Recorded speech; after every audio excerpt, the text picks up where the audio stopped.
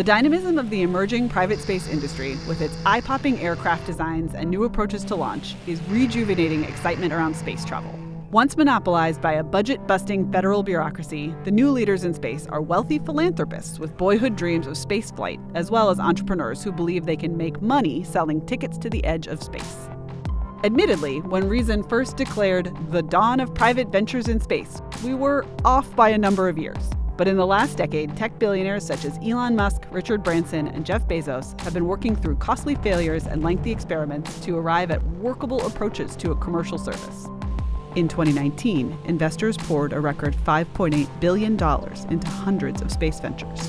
Unless you take big risks, you'll not invent anything new. You'll not have breakthroughs. A pioneer in private space travel, Burt Rutan is a renegade aerospace engineer whose unconventional risk-taking designs redefined what a spacecraft could look like.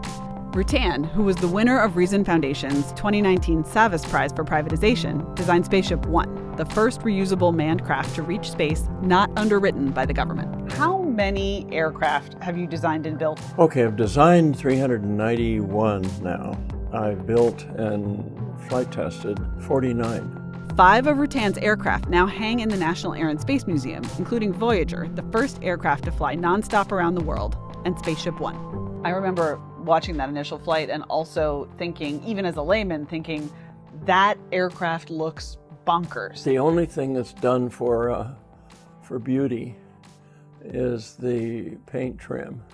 Everything about SpaceShipOne, its shape that looks bonkers, there's a reason for that.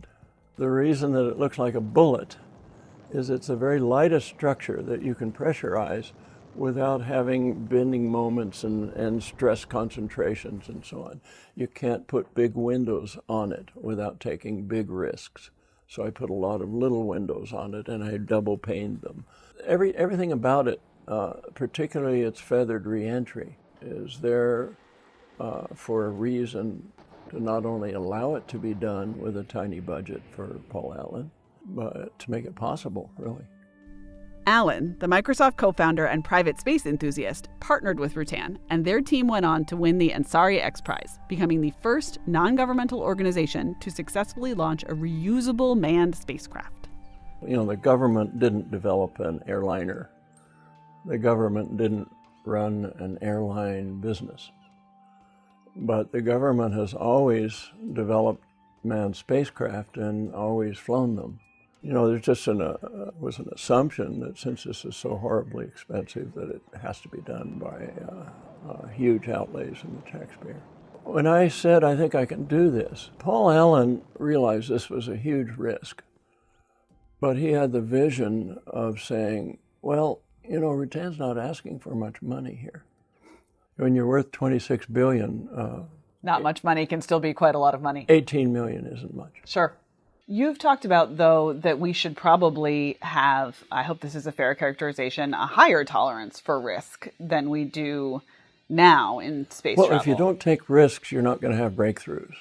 Bezos and Musk, even though the industry, the world, all the primes, all the governments had concluded that it's impossible to reuse rocket boosters, okay, they took enormous risks and tried anyway. Mm-hmm. And, you know, they all crashed at first and kept crashing, but wow, they figured it out.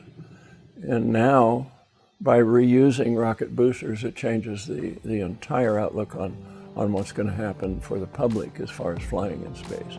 Reusable rockets and similar advancements are largely being bankrolled by a cadre of billionaire philanthropists. Do you think it's fair to say that the fact that we have billionaires is why we have a private space industry? It's why we have a lot of things. There's nothing wrong with folk making huge amounts of money. For example, would we have an oil industry if it wasn't for someone that got very rich? Would we have had that? We'd be a third world country in terms of energy if it were up to the government and the taxpayer voting to fund it with their taxes.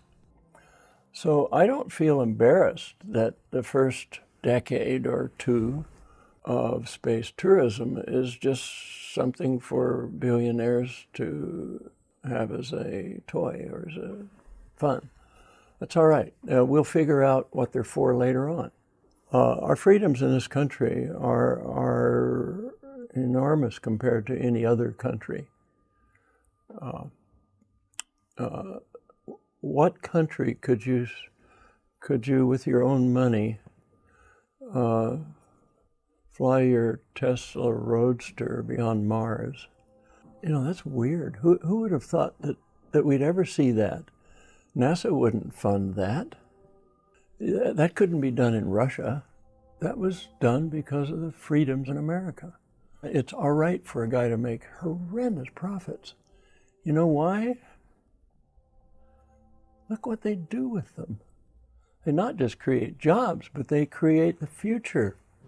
Elon Musk has said that what he's doing on rocketry is 100 times more important than curing cancer. Is he right? Well, if you cure cancer, you save, 14% of us. If you can colonize another planet and humans can learn to survive there, you could save all of us.